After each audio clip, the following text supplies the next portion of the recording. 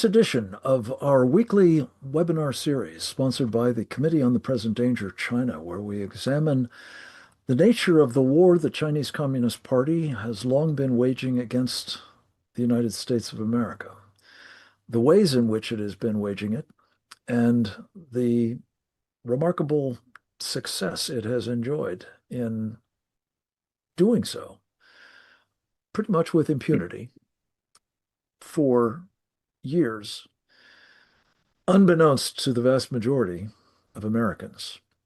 We talk as rigorously as we can about how they've pulled this off by showcasing the techniques that comprise what the Chinese call unrestricted warfare against the United States. And we seek to bring the best minds in America, and sometimes overseas as well, to bear on the question of what must we do about all this? How can we make sure that the American people understand that we are, in fact, at war? Not because we've chosen to be, but because our enemy has, really from the inception of the Chinese Communist Party, regarded war against the United States and ultimately our defeat as a central purpose of the party. What we should do about it is the topic of today's program. And I'm very pleased to say we have an extraordinarily formidable group of contributors to help us examine this proposition. If the Chinese Communist Party is now in trouble for a variety of reasons, should we be bailing it out? Should we be propping it up in the interest of avoiding the, well, disorder, perhaps chaos, possibly even greater threats, though that may be hard to imagine if you properly understand what the Chinese Communist Party is up to,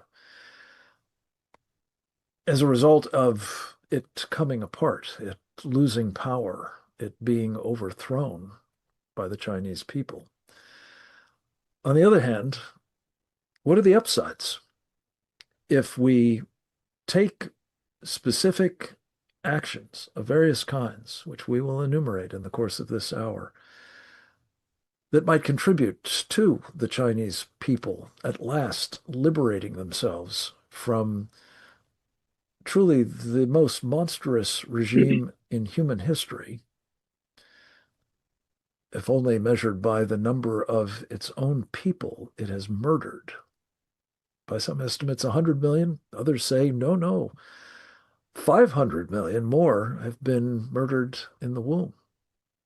Whatever the number is, the toll that has been taken on the people of China is unsurpassed and clearly intolerable. They have ample reason to want to get rid of this regime, as do we. And we will examine ways in which we might make common cause to that end. I'm going to welcome for the first time, I think, to these webinars. If not, it's been a long time since we've had Dr. Stephen Young with us. He is an extraordinarily knowledgeable individual about the history and the culture of the Chinese, well, civilization, going back far beyond the Chinese Communist Party's rise to power. Steve Young has written extensively on this and related subjects, notably in a book in which he talks about human rights in China and Vietnam, and also a book about the betrayal of America by Henry Kissinger, in league with, among others, the Chinese communists.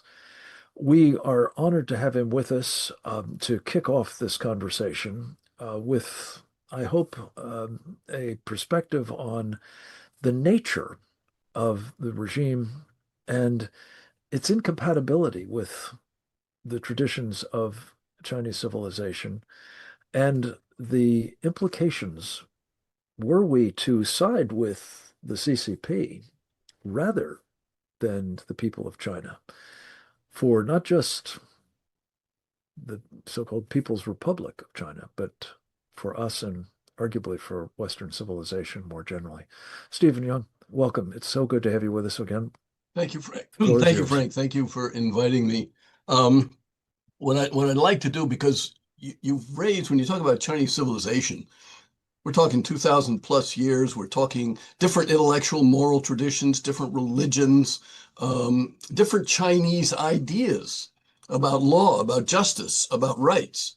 But what I'd like Stephen, to could do... I just interrupt you? Could you just lower your headroom a little bit? We want to make sure we're not cutting you off on the bottom side. That's great. Yes, please. Okay, great. Thank you.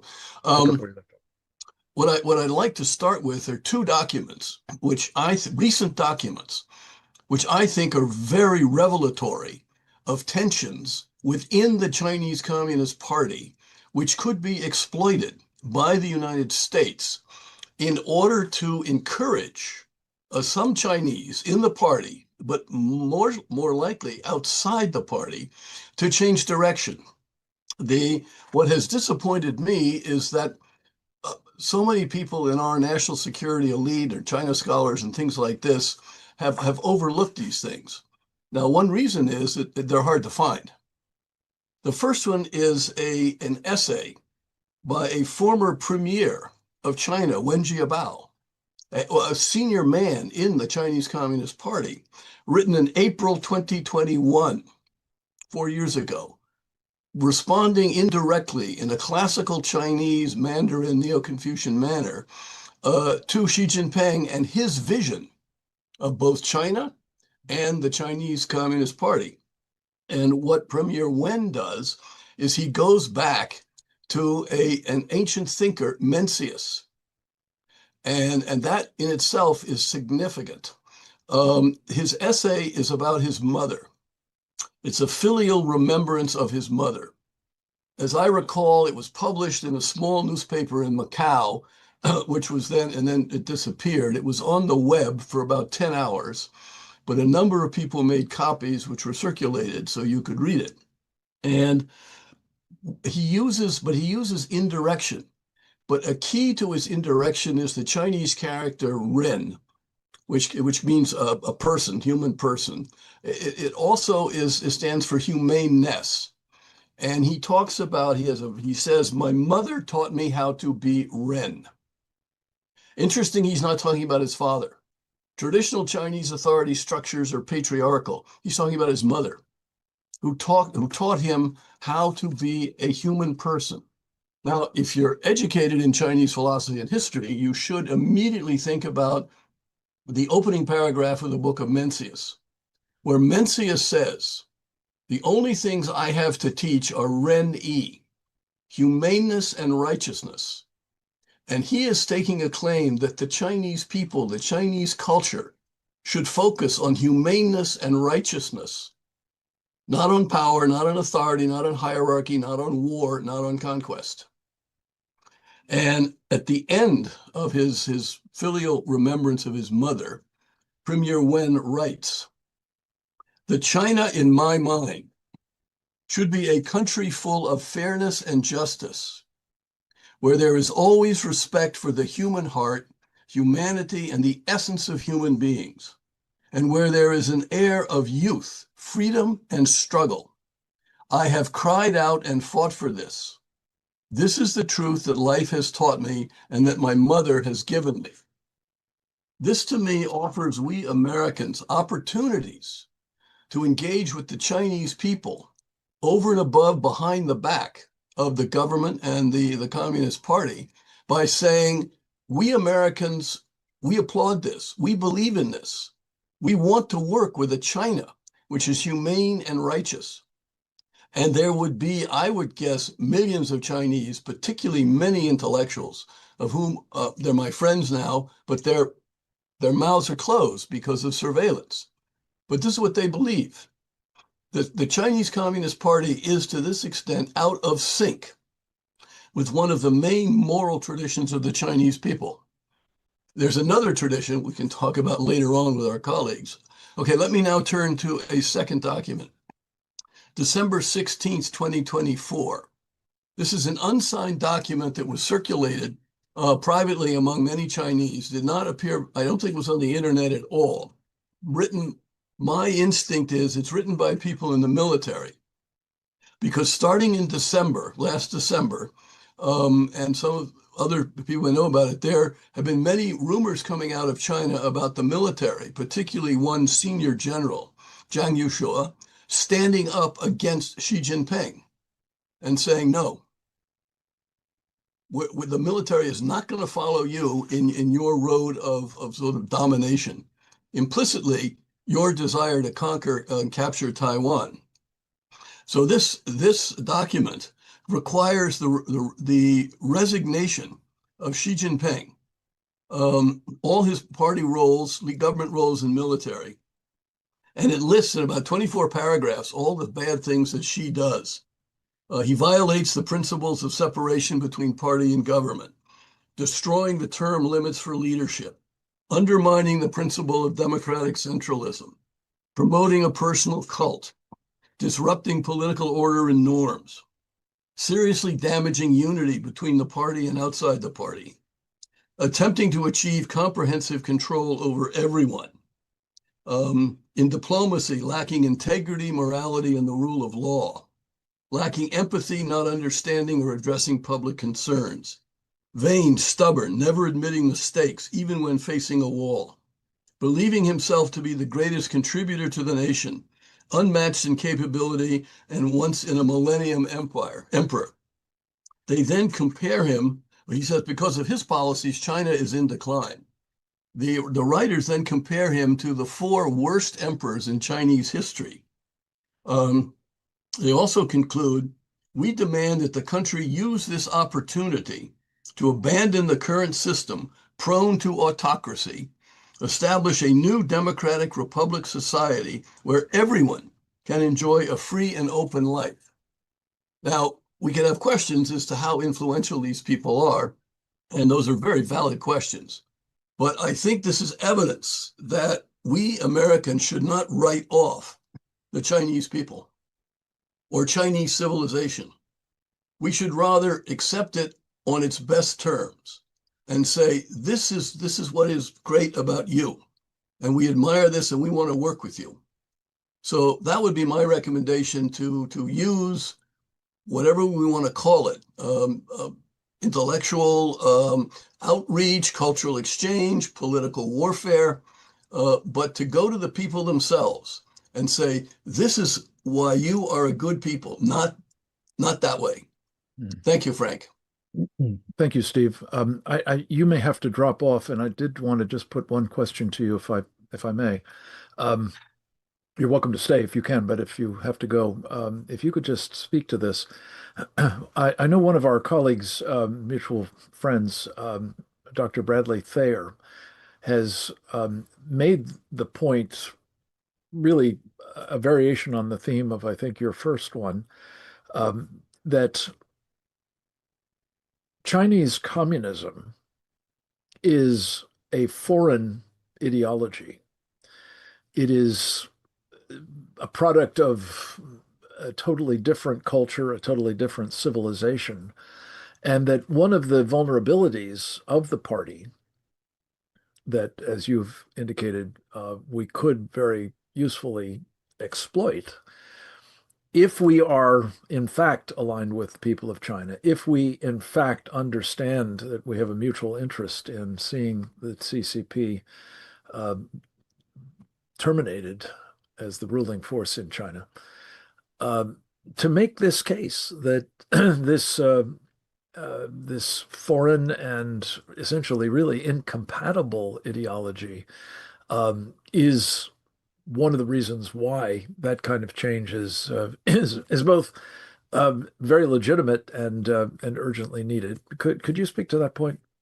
Yes, I can. I think Brad has a good point, but it's complex because the Chinese civilization itself over history is complex in having different traditions. So briefly, Communism, as I think everybody knows, was not invented in Asia, right? Communism is invented in Western Europe. The classic statement, the Communist Manifesto by Engels and Marx, Marx being a German refugee in the UK, this is a Western tradition. Now, it gets picked up in countries around the world, basically by whom? One could even argue even Russia. I mean, the notion of that the Russians would be the first, Russians of an agrarian, non-capitalist society would be the first to become a proletarian communist society, struck a lot of intellectuals and others as odd. But why? Because an elite, Lenin in particular, who'd studied in the West, in China, you had Mao and the other founders of the Communist Party who were looking for something from the outside, I think, because they didn't like what they saw on the inside. So they borrow something from the outside. And in Asia, we also see this very much in Vietnam. The Communist Party founders can say this notion of organizing based on class will give us a better, brighter future. And the West is more advanced than we are. They've invented the Industrial Revolution. They have railroads, they have telegraph, et cetera, et cetera. So we will take this and we will bring it to our country, our society. By the way, the Japanese did the same thing, only they brought in capitalism. All this is happening late 19th, early 20th century. But it does open up a sense of why do we Chinese have to borrow this? Don't we have things in our own past, for example, Mencius, where we can treat people fairly?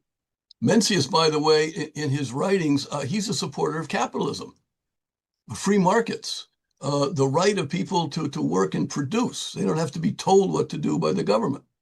There is, Frank, but I do need to say, a very strong other Chinese, very Chinese tradition of autocracy, of hierarchy, starting from the emperor and creating a bureaucratic structure under the emperor all the way down to the family. One of the moral propositions that Chinese tradition used was filial piety, that every Chinese as a child, you have to respect your father. That principle of being ordered about, the father then has to respect the family head, the clan head, the district chief, the district chief, the province chief, the bureaucrats in Beijing, the bureaucrats to the emperor has to respect heaven. And that has been a powerful force in China for a long time. The question is, in the 21st century, in our globalized world, can we as non-Chinese respectfully work with intellectually Chinese to say, you don't have to keep that top-down hierarchical autocratic tradition. You have things which can open up the way things got opened up in the West for capitalism, for free thought, for free universities. So I think there is a way of gracefully and with respect pointing out that the Chinese should go back to good core Chinese values and not take things from the outside unless they fit with a good moral Chinese sense of service and humaneness and righteousness. Super. Thank you so much, Steve Young. We really appreciate this important insight into, well, a line that can be utilized to try to affect the change that would be the antithesis to propping up the Chinese Communist Party. We're going to go to a video taped interview that I did on our Securing America program earlier this week. It appears on Real America's Voice. I encourage you to watch the entirety of it. It was with one of our most important members of the Committee on the Present Danger of China, one of our most faithful contributors to these webinars, in fact. That would be Captain James Fennell, United States Navy retired. He was in his last duty station in the Navy, the Chief of Intelligence and Information Operations for the U.S. Pacific Fleet. These days he is associated with the Geneva Center for Security Policy and is the co-author with the aforementioned Dr. Bradley Thayer of a very important best-selling book entitled Embracing Communist China, America's Greatest Strategic Failure. Let's go to the video with some relevant excerpts from the conversation I had with him about today's topic. Should we prop up the Chinese Communist Party? There's been a lot of reporting over the last 6-8 months in the light of some of the removals of former and current, or now not current, but military PLA, military officers. That has led to a lot of speculation that the Chinese Communist Party and Xi's control of the party is not strong. It's also led to people to suggest that his control and leadership of the PLA is not strong.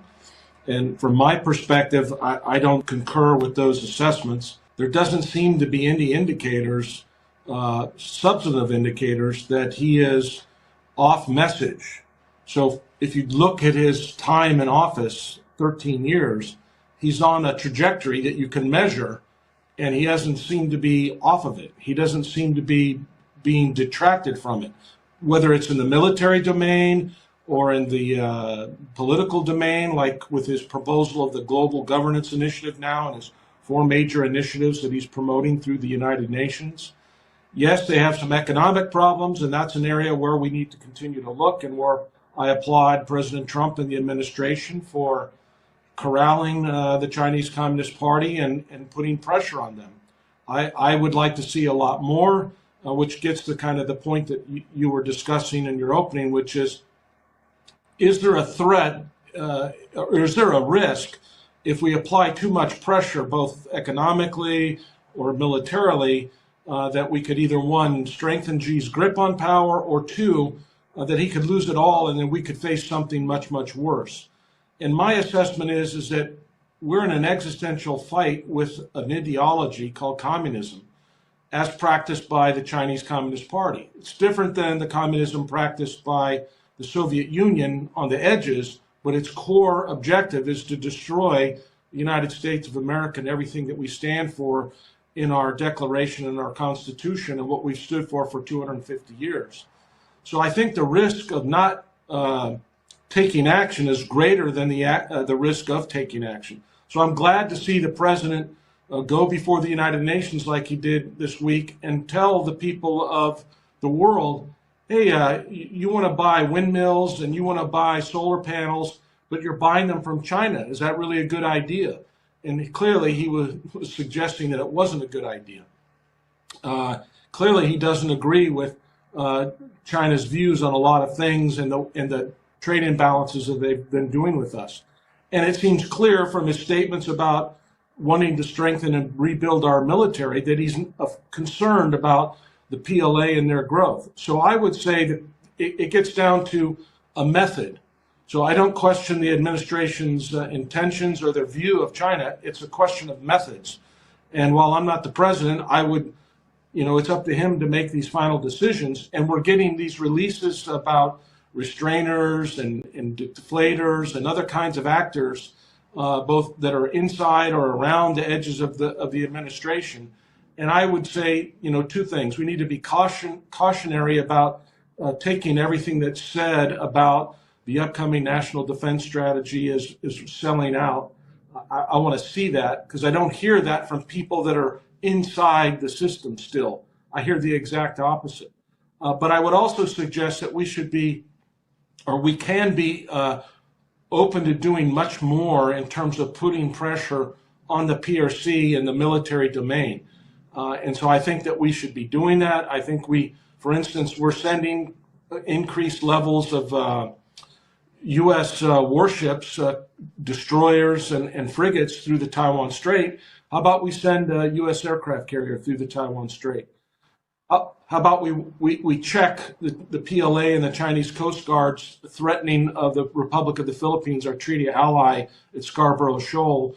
We saw 3 weeks ago or 4 weeks ago the Chinese use a destroyer and collide with their Coast Guard cutter and cut its bow off. They could have easily done that to the Filipinos and killed Filipino sailors, which President Marcos had said would be crossing a line for them and an act of war. And by treaty, or mutual defense treaty with the Philippines, the United States would have to defend against that. So I think we could do some more there. There's some areas where we could take some lessons from Europe, in terms of NATO, in terms of how we organize our alliances in Asia to better confront China. So I would just say that we need to keep our jackboot on Xi's neck, and if we can break his neck and break the Chinese Communist Party, that will be better for America. That will make America better. Captain Fennell, let me just pick up on that point. I'm not sure that we've got the jackboot on Xi's neck at the moment. There is a powerful argument to be said that's where we should be, but the question isn't so much is that the case as it is how firmly planted is his jackboot on our neck. And this goes to this issue of the risks associated with inaction or worse, perpetuating this regime. Could you talk a little bit about the extent of this unrestricted warfare, both of the pre-kinetic kind and the possible shooting war variety that may be in the offing? Because of our heavy investment from Wall Street into China, we have essentially paid for them to build this military that is now outclasses us in certain areas, key areas in the Western Pacific, notably in the maritime domain now, and in the air domain and the strategic rocket domains. They're approaching us in space and in cyber. So we have a huge problem that we paid for with American money. And the people that are going to pay for it in American blood are going to be the sailors and Marines and soldiers and airmen that are stationed out there should a shooting war go hot. We've also talked about the number of Chinese nationals that's come across the border. They will be involved in any kind of conflict, destroying our rear area. We need to do more. So when I say jackboot, I would like to see it a lot more active. We still have a big presence in the Pacific, but there's more that we should be doing. We are watching China advance rapidly through this decade of concern, and they're building carriers, they're building missiles, they're building fighters and bombers, and stealth fighters, stealth bombers.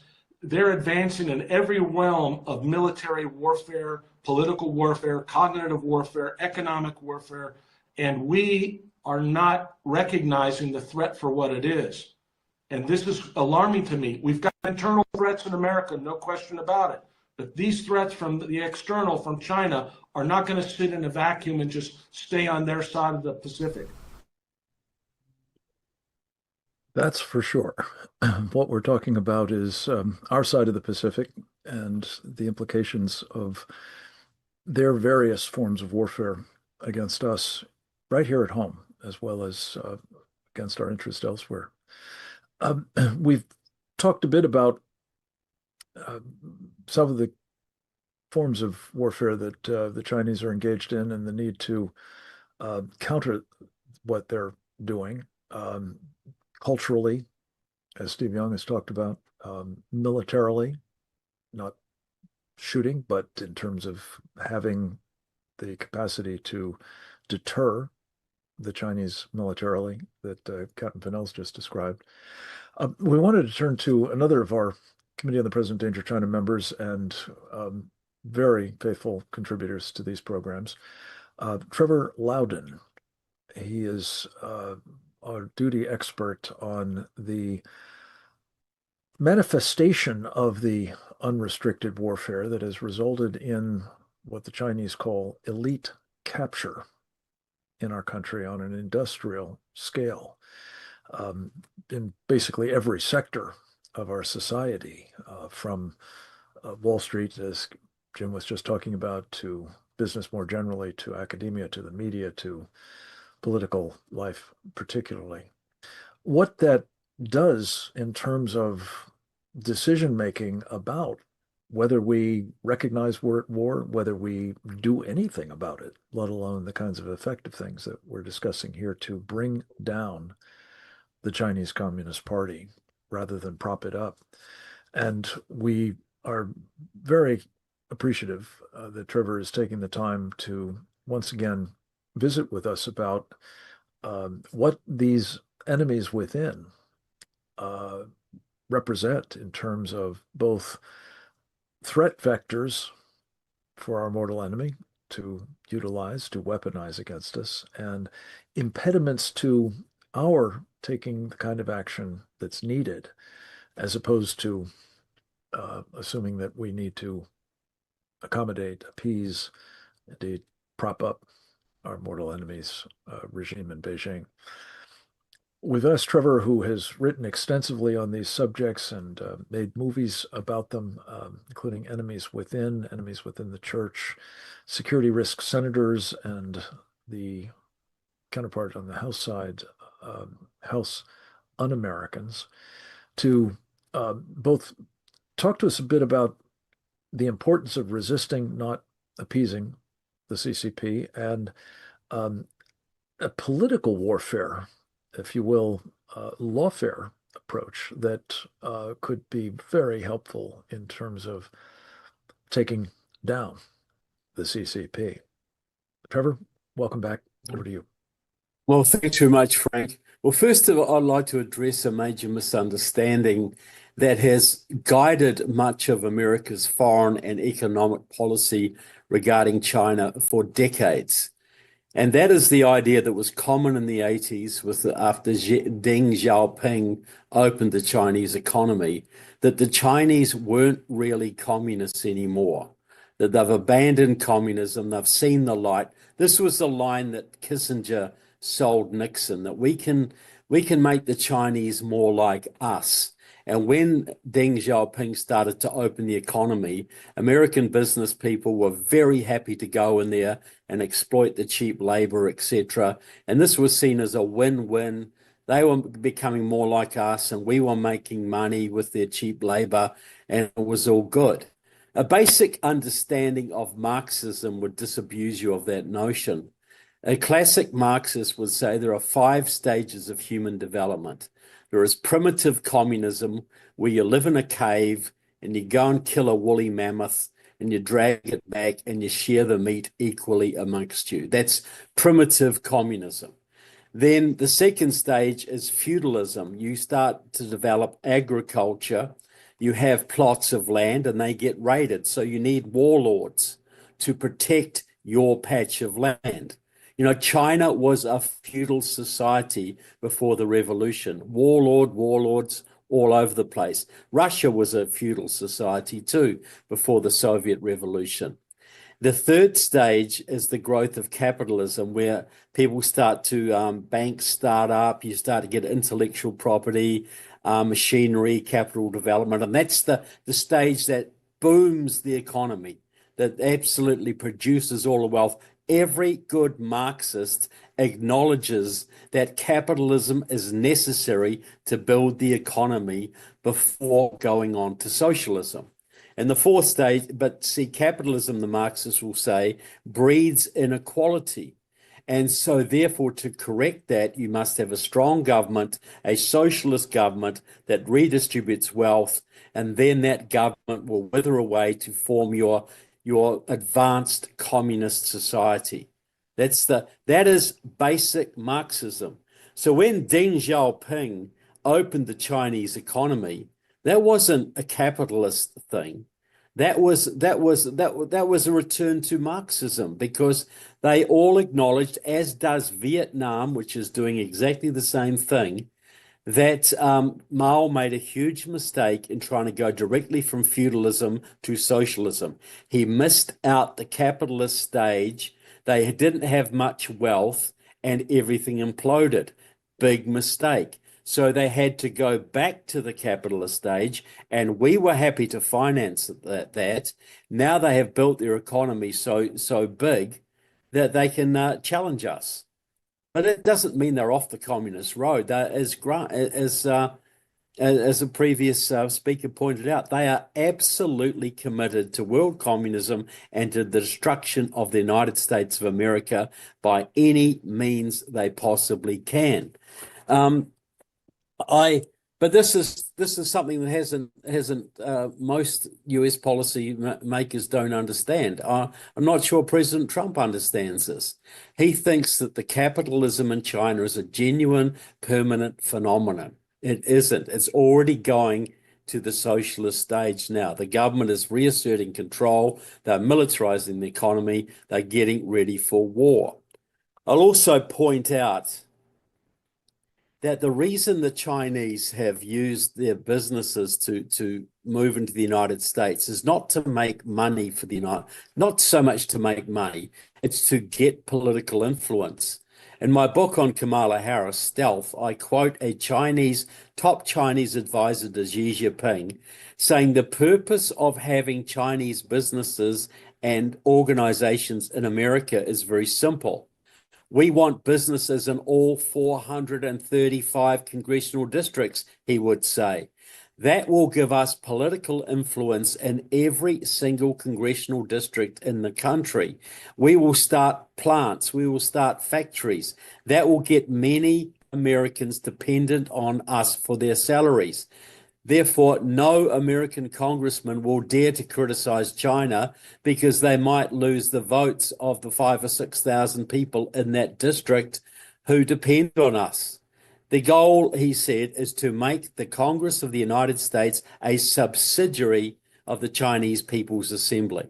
So we've got to get rid of this idea there's ever going to be peaceful coexistence. Communism is a religion. It's a millennialist religion. They believe in complete world domination. There can be no other outcome, and we are the main targets. Now, as Frank said, how do you get rid of this? Well, we've got our restrainers in America, and our restrainers, the Quincy Institute, many people have infiltrated Trump circles are restrainers. These are people who believe we should not confront either Russia or China. We're best to let the Chinese have their sphere of influence, the Russians have their sphere, and we'll have their sphere. Before World War II, these were called Lindbergh isolationists. And they told everybody, no, we don't support the Nazis. We don't support the Nazis. We just want to keep America out of a European war. Well, the leader, Charles Lindbergh, got medals from the Nazis. He was absolutely a Nazi sympathizer.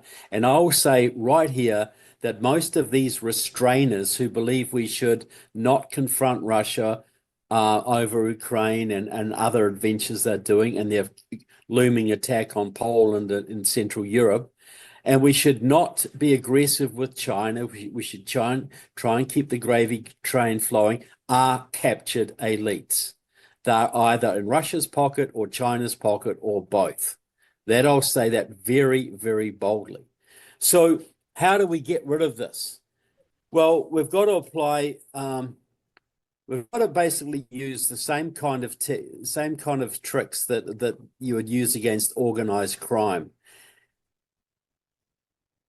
The FBI, under proper direction, now has the opportunity to form a new unit inside the FBI, which is completely dedicated to foreign infiltration, Russian, Chinese, Iranian, and Cuban, etc.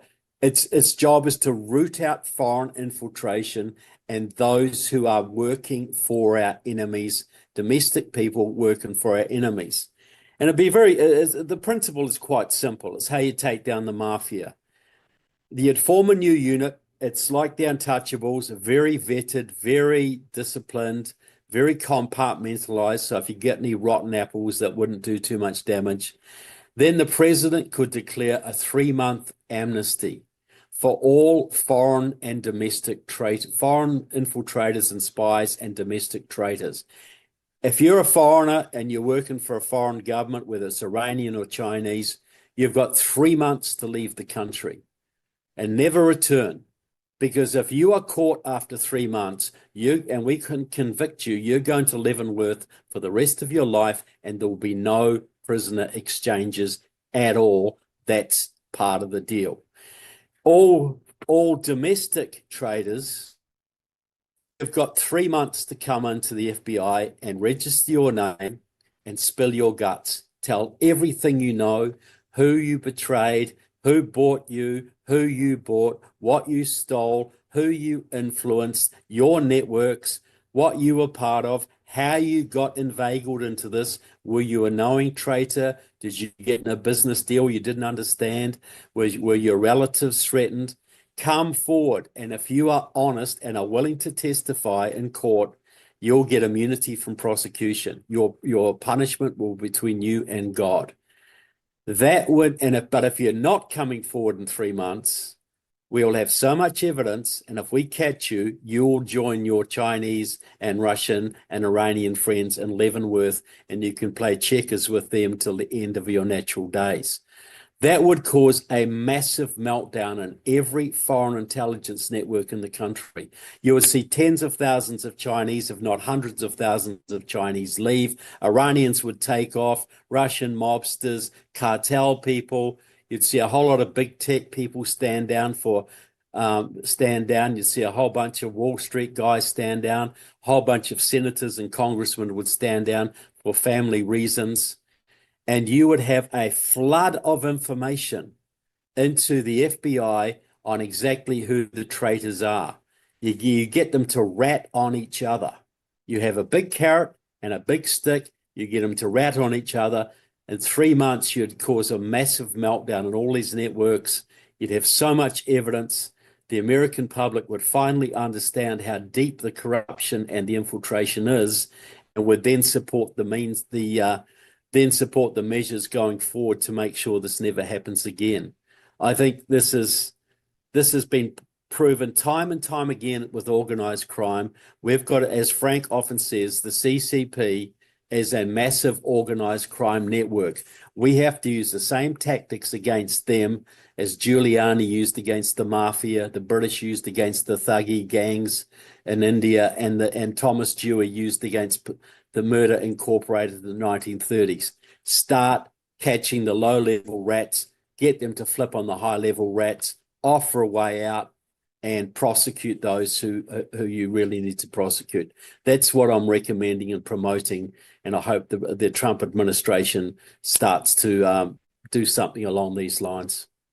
Trevor, thank you so much. I did want to shamelessly plug a book that we developed, Dee Dee Logason and I, based on the first 70 or so of these webinars, entitled The Indictment: Prosecuting the Chinese Communist Party and Friends for Crimes Against America, China, and the World. And it was really inspired by precisely the kinds of recommendations that Trevor's just made again. And I ask him to do it practically every time he appears, because I think it's such an urgently needed line of action against the Chinese Communist Party, and one that every American can help with, not least because of the opportunity that it affords for crowdsourcing the kind of situational awareness about the threats we're facing that is so urgently needed.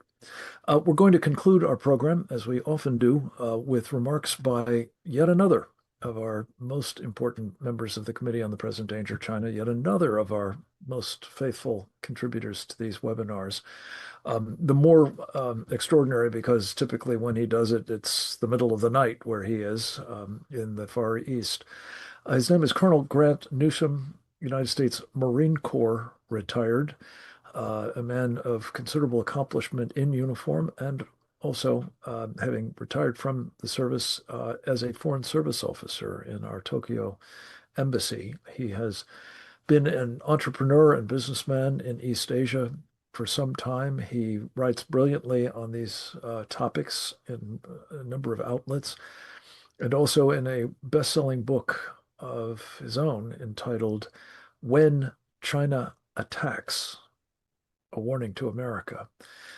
We look to our friend Grant Newsom, as always, to synthesize the most important points that have been made in the course of this program, but of course also to speak from his own experience about the necessity of taking down, not propping up, the Chinese Communist Party.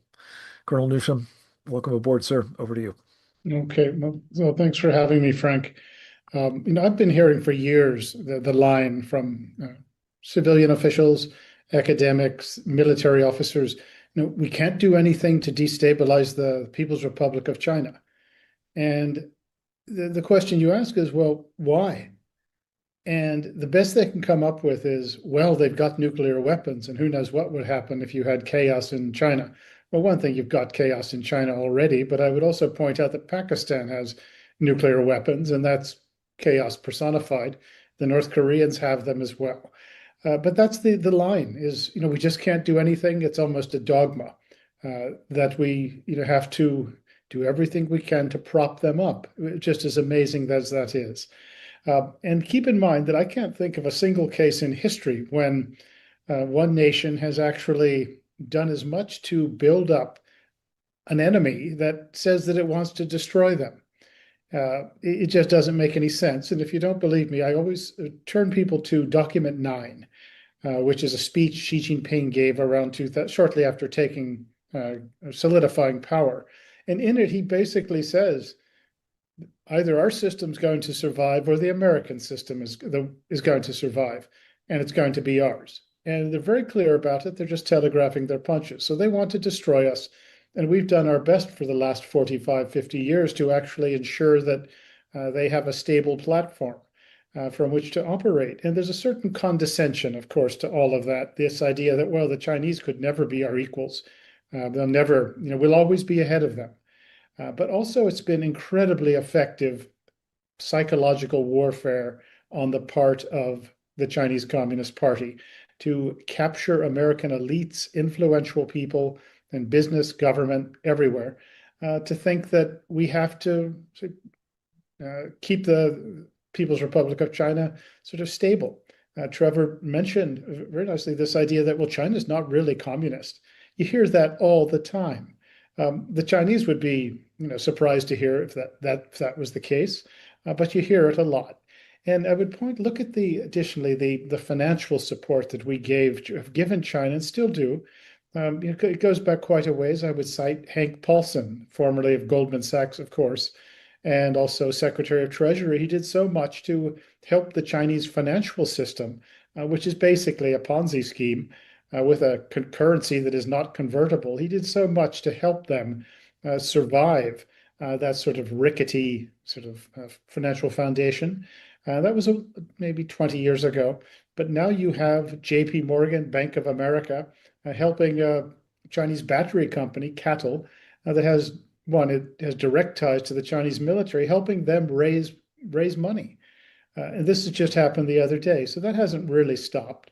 Militarily, unfortunately, even back in Ronald Reagan's era, we were giving the Chinese advanced torpedo technology, or teaching them how to manufacture artillery shells well. And just about every administration since then, until the Trump administration came along, has done something to militarily bolster the Chinese Communist Party. It seems that engagement is the order of the day when it comes to the military. I would cite another example of this is around 2008 or so.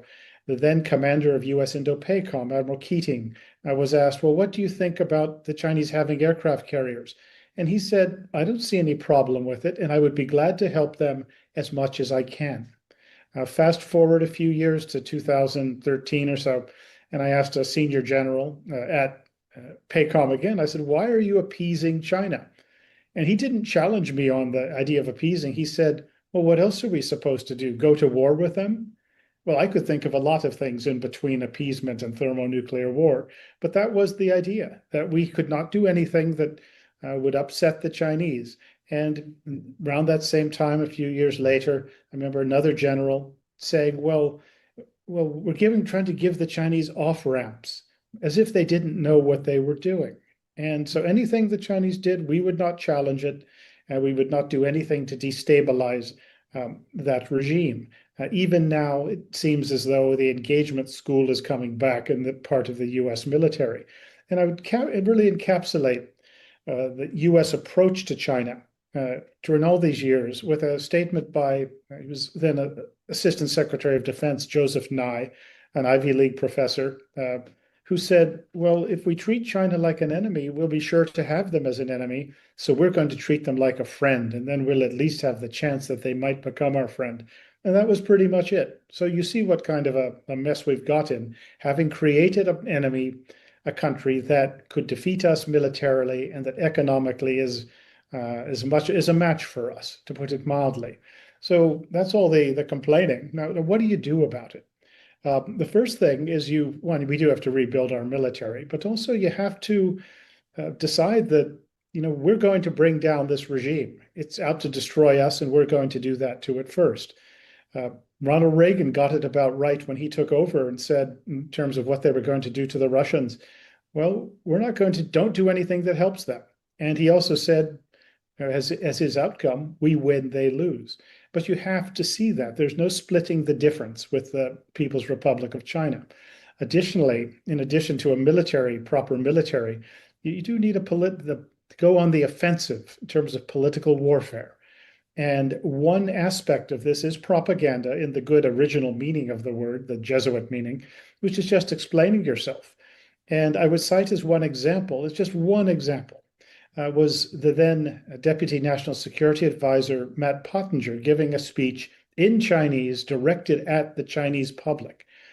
What he was doing, and this wasn't even his job, he was showing what the US government should be doing.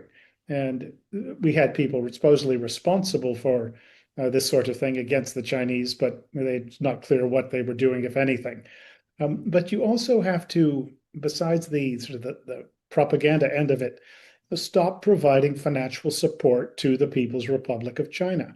It's about that simple. Stop providing technology to them that they use, one, to build up their economy, but also for military purposes, the dual-use technology. There's an awareness that this is a problem, but in terms of doing enough to stop it, we're not doing anything like that. But also exploit the fissures in the Chinese system.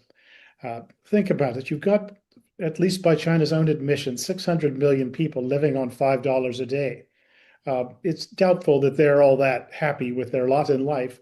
This is something you exploit. Additionally, there's a north-south split in China, and you go down to southern China, and you will hear the Cantonese say that Xi Jinping wants to make us go extinct, not just our language, but us.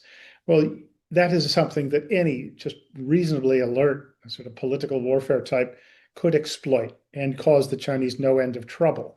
Additionally, there is a real desire, as Steve Young said, that Chinese want to be free. You would get the impression that there's this unique species of people that like to be mistreated, like to be governed with a boot on their neck. Well, Jackie Chan has said that. But why not ask the Chinese people themselves? And these are all things that say that we should be addressing and using it to destabilize that regime. But also the last thing I would suggest is make it personal for the Chinese Communist Party's leaders. And that is exposing their obscene wealth, much of it that is parked overseas in the United States, Australia, Canada, the United Kingdom. Make this public, and also seize it and cancel the green cards their relatives have, and expose it to high heaven so all 1.4 billion Chinese know about it. There was actually a law passed a couple of years ago in the US requiring the intelligence community and the State Department to provide a report on this. And it was actually passed by then Senator Marco Rubio. And finally, it came out a year late. And what it was 4 pages of gibberish. And that's all it was. And this was the intelligence community giving the US Congress both middle fingers. But we were just too afraid to do anything with it, or whatever reason. And as a result, we once again squandered a chance to really cause the Chinese communists some trouble. And have we recovered from all this? I don't think we have.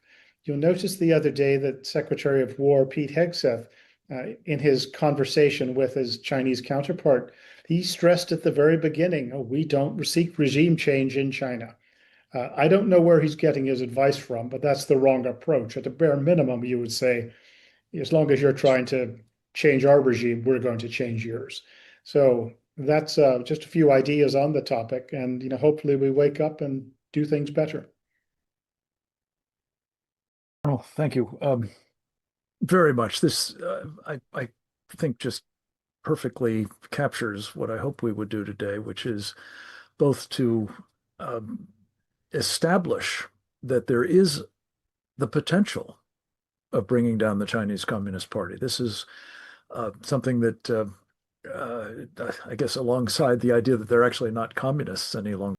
Yeah, the restrainers are, it's a growing group inside the foreign policy establishment. It's coming out of the Quincy Institute and many other similar organizations, and their basic belief is that the United States should no longer should certainly not challenge Russia or China or even Iran, that we're far better off just being fairly isolationist, allowing the Iran to control the Middle East, allowing Russia to dominate Europe, Eastern and Western Europe, and China to dominate the Asia Pacific region, and therefore that will bring us into an era of peace and harmony. That if we're nice, if we just have a nice foreign policy, the Russians and the Chinese will stop interfering in our affairs, will stop challenging us, and we will all, turn into hippies and sing songs, and we'll all live happily ever after. The restrainer movement is heavily tied to organizations like NIAC, which is the National Iranian Action Committee, a wing of the mullahs. The Quincy are tied to even organizations like the Institute Parties, which has been well known for its Cuban and Russian intelligence ties for decades, but it's infiltrated the libertarian movement, it's infiltrated some of the think tanks, it's infiltrated some of the well-known conservative institutes. The American Conservative publication, it's called The American Conservative, is completely a restrainer, isolationist magazine that actually platforms Marxists. The restrainer movement is tied to Marxists who pose as conservative, try to tell conservative Americans that we got to do this America first thing with no foreign ties, no foreign allegiances, abandon NATO, all this kind of thing. And it's an extremely dangerous movement, and it is tied to our enemies and is operating just like the pro-Nazi isolationists did before World War II. And the isolationists, by stopping us dealing with Hitler early when we could have stopped him in his tracks, made World War II more inevitable and much worse than it had to have been.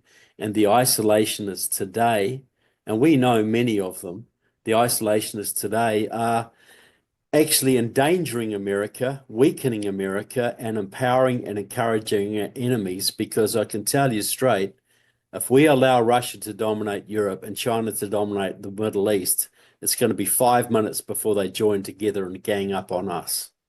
And that's the plan. That's the scam that is behind this movement. Well, and I think, Trevor, as you know better than anybody, they have already joined forces and are, yes, I think, moving against us. Indeed, much of what we've been talking about on these webinars in the past year or two has been the extent to which the Chinese Communist Party's strategic arson under Xi Jinping has created conditions under which that Russian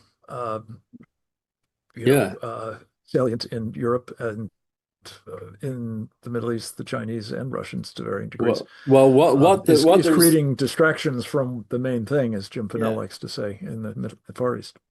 Well, I'd just like to add, the big propaganda meme of the restrainers is, don't be aggressive with Russia, we'll drive them into the arms of China. They've been in a full partnership with China for 35 years now. They have military exercises, an intelligence sharing partnership.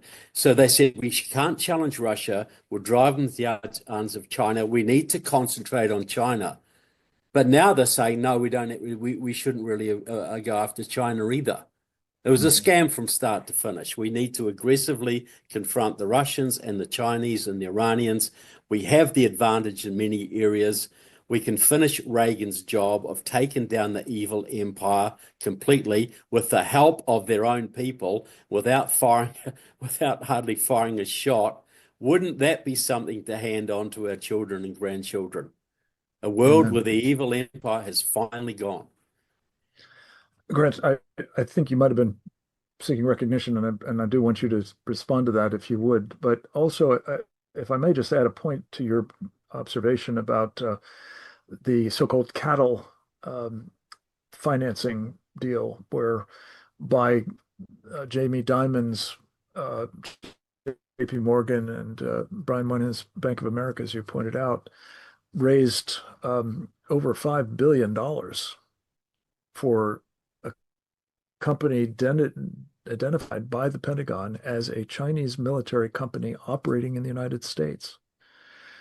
I just wanted to add that another $500 million has been raised in the past few days for a company called Hesai that is involved in a number of lines of work, including LiDAR, which is a powerful sensing technology with a lot of military applications, also identified by the Pentagon as a Chinese military company operating in the United States. And honestly, Grant, I can't for the life of me figure out why there's any of those, let alone that we are underwriting them as we are. But to your point, this is evidence of that captured elite. This is evidence of the corruption that is undermining our freedom of action. And I would just invite you to speak to this point that some people may dress it up as an ideology of restraint. Others are, I think, simply working for the other team. And your further, thoughts as to how this will be our undoing if it is allowed to persist in a policy environment like today's. Yeah, I think it comes down to basic human nature. When a certain type of person, particularly Westerners, smell money, they perform like a sea lion at SeaWorld who thinks he's going to get a mackerel snack. You can always rationalize whatever it is you're doing. You always can. And I've seen this over and over when I worked with a Wall Street firm. There's no way that you can stop it by appealing to people's sort of sense of decency, patriotism. It has to be some coercive steps. And will we have those? Well, I don't know. When you consider that we still will not delist Chinese companies on US exchanges, even though they were listed despite meeting none of the requirements that any other country from the United States or anywhere else would have had to meet, we still can't do anything about that. And that gives you some sense of this so-called elite capture. And I would note, read some of Trevor Loudon's books, read Peter Schweitzer's books on these topics, and they lay out a prosecutor's brief. And what happens? Nothing. So that's where we are. And additionally, the Department of Defense or the Department of War, they should be raising merry hell about all of this, not getting in bed with these people. So you ask yourself, you look back at every chief of staff, every senior military officer who served in the last 30, 40 years, and every one of them should be ashamed. Not one of them has ever spoken up about this, but it continues. And exactly how it's going to end, I don't know. There's a sense, well, we can keep it up until the shooting starts and we can no longer cash our checks. Well, we've usually had the chance to recover in the past. I don't know that we would now. So it is pretty easy to be depressed about that. And even good people on Capitol Hill who are trying to do something about this, they find themselves stymied. But if this isn't addressed, don't be surprised that when the shooting starts, that we're on the short end, and that we cannot recover. And that's assuming we're even able to fight back. One thing I'd like to throw in that goes back to the earlier question about the restrainers, the isolationists. This was a couple of years ago, and I was in a small group meeting, and I won't say more than that. But it was with somebody who was advising the U.S. military and was in line, I was told, for maybe in a position in an administration that was going to come. And the person said that we should not defend Taiwan because the Chinese military is so strong that where they would defeat us and the humiliation would ruin our global reputation. Therefore, don't defend Taiwan. And you hear variations of that. It is just absolutely defeatist. And in this particular case, the Chinese, I know, were playing on this person's vanity rather successfully in some of the access that they offered to this person. But that's where we are. It's troubling, to say the least, and I don't have to say more than that. Well, Grant, I just would make, I guess, the obvious point, though. If you actually abandon your ally, that's not going to be so good for your reputation either, I don't think. Well, you know, this Indeed, is what it will have established that you are irrelevant to the future of the region at very least, and possibly worldwide. Could I just also mention, and perhaps if you care to respond, but a zenith of clarity in this administration about the nature of the war we're in with China and what we must do about it was not to be found in national security, strategies and the like. I guess there's another one coming, and we'll see what it ultimately says, but rather in something called the America First investment policy. And it was a national security presidential memorandum number 3, I think, issued at the end of February of this year by the then very new Trump administration. And I have to tell you, it read like a paper by the Committee on the Present Danger of China. In fact, I think that probably a fair amount of it was cribbed from those papers that we've done over the years on the specific point that you've made now repeatedly, Grant, and rightly so. We are underwriting our mortal enemy. We are enabling it to have, with our pension funds and mutual funds and other investment vehicles, the kind of military that will defeat us if we're not careful. And I don't mean simply defeat us in terms of what they will do to our carrier battle groups in the Western Pacific, which is try to sink them, but also to us here at home. And the fact is that while the president laid out this brilliant plan, it has not been implemented. As far as I can tell, it's not even been responded to by the various agencies he tasked with doing just that, including the Department of Defense, Department of War, if you will. Nada, zippo, crickets. And in the absence of that, it's business as usual. And I think the business is one that is benefiting the enemy, as we've talked about, and will be our undoing if it is indeed allowed to persist. I just wanted to close this program with a final comment about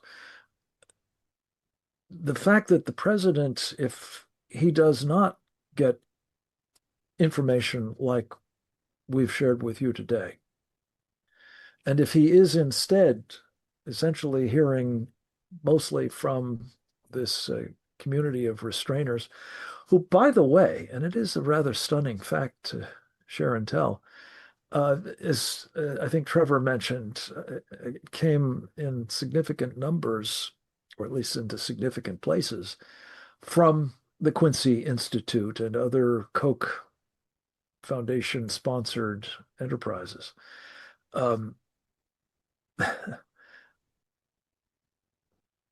The president, at the end of his pre-inaugural time, post-election, issued on Truth Social a statement that could not have been more clear.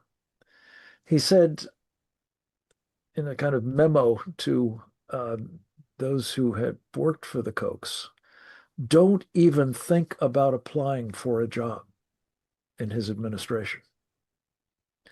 Now, again, as with that American First investment policy, I think this was a very different kind of approach to national security policy and finance, for that matter, than what is being followed now.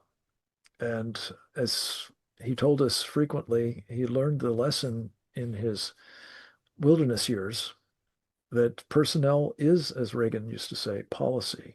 And unfortunately, I believe that his administration has been penetrated by people who did not share his vision of America First.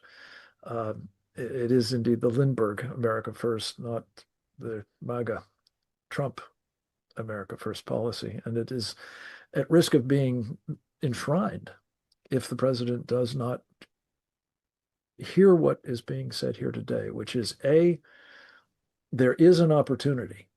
We don't know how enduring it is, But for the moment, there does appear to be an opportunity to actually take advantage of difficulties Xi Jinping and his party are in and work with the Chinese people against the Communist Party. My camera is overheated again. I apologize. I'm just going to conclude by saying we have the opportunity